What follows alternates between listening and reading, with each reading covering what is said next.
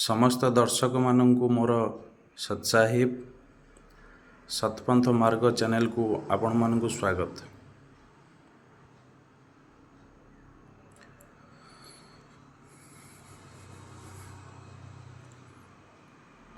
प्रथमे मोर सतगुरु कबीर साहब को चरण कमल मोर कोटि कोटि नमन सत्साहिब।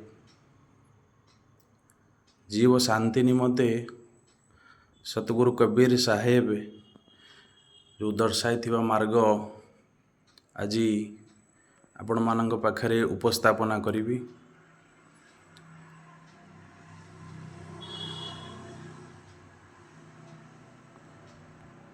सतगुरु कबीर साहेब रचना करिथिबा पुस्तक मु आपण मानकु धीरे धीरे देखाइबी।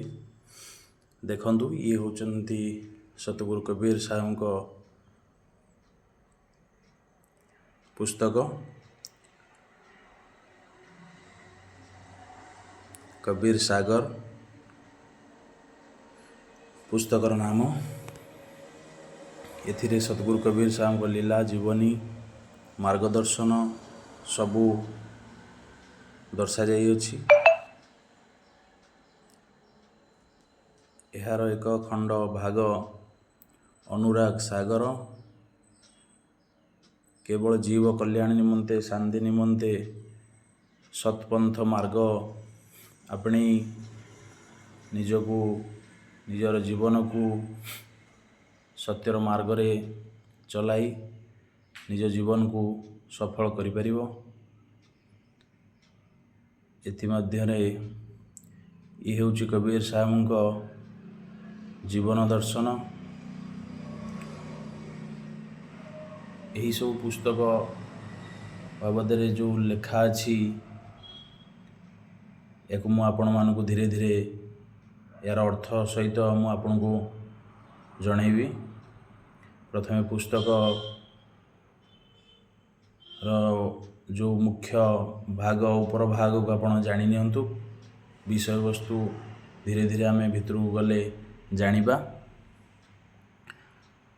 सत्य सार सिद्धांत ये सतगुरु कबीर साहब को दयारु संत इंद्रमणि साहेब रचना करिछंती। आउ खंडे भाग यार सत्य सार सिद्धांत।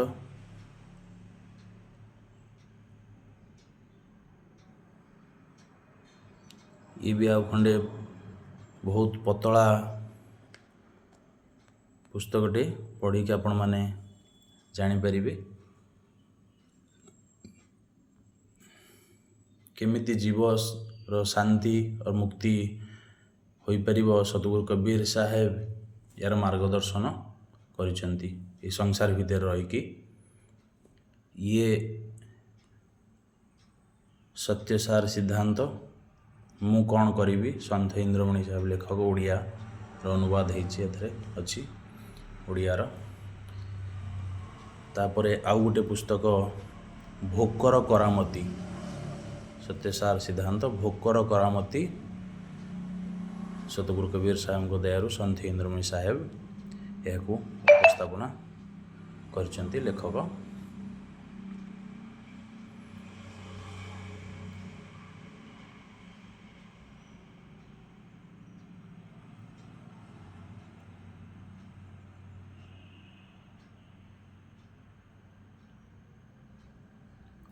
कबीर साहब ए पुस्तक रे लिखिचंती देखंतु आपण माने संत इंद्रमणि साहेब को लेखा कबीर साहेब को दयारु।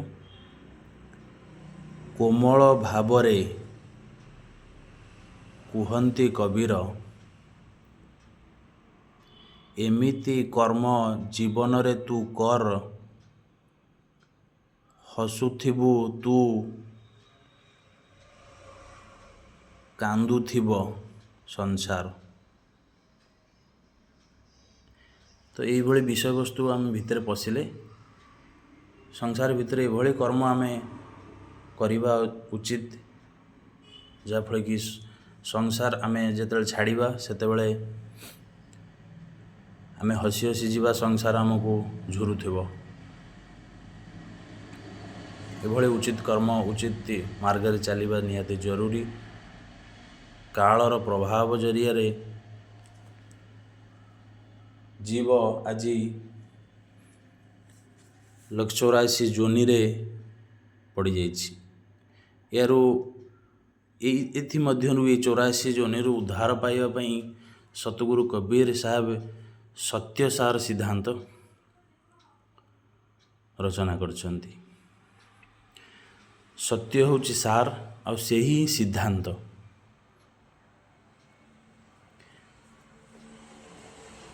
ତ ଏଥିପାଇଁ ଆମେ କବୀର ସାହେବ ସତଗୁରୁ, ବିଶ୍ୱ ସୃଷ୍ଟିକର୍ତ୍ତା, ସତ୍ପୁରୁଷ, ସତଗୁରୁ, ତ ଏହାଙ୍କ ବିଷୟରେ ଆମେ ଜାଣିବା। ଧୀରେ ଧୀରେ ବିଷୟବସ୍ତୁକୁ ଆମେ ସମୟକ୍ରମେ ଧୀରେ ଧୀରେ ଏହାର ଓଡ଼ିଆରେ, ହିନ୍ଦୀରେ ଅଛି, ତାକୁ ଓଡ଼ିଆରେ ଅନୁବାଦ କରି ମୁଁ ଆପଣମାନଙ୍କ ପାଖକୁ ପହଞ୍ଚାଇବି ସତଗୁରୁ କବୀର ସାହେବଙ୍କ ଦୟାରୁ। ଆପଣମାନେ ଦେଖିପାରୁଛନ୍ତି କବୀର ସାହେବ ରଚନା କରିଥିବା ଏହି ପୁସ୍ତକ। ସନ୍ଥ ଇନ୍ଦ୍ରମଣି ସାହେବ ବି କବୀର ସାହେବଙ୍କ ଦୟାରୁ ବତେଇଛନ୍ତି। ସତ୍ପନ୍ଥ ମାର୍ଗ ଦେଖାଇଛନ୍ତି।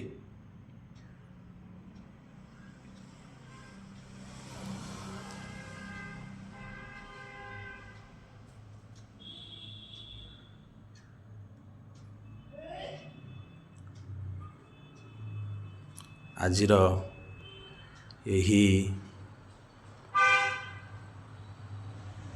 ବିଷୟବସ୍ତୁ ଆପଣଙ୍କୁ କେମିତି ଲାଗିଲା? ଚ୍ୟାନେଲ ମାଧ୍ୟମରେ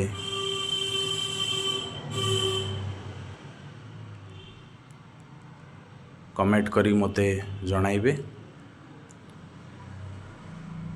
ମୁଁ ଖୁସି ହେବି ଆପଣ ଏହି ମାର୍ଗରେ ଚାଲିଲେ ନିଜ ଜୀବନ ସଫଳ ସହିତ ଜୀବକୁ ଶାନ୍ତି ଦେଇ ମୁକ୍ତି ବି କରାଇ ପାରିବେ।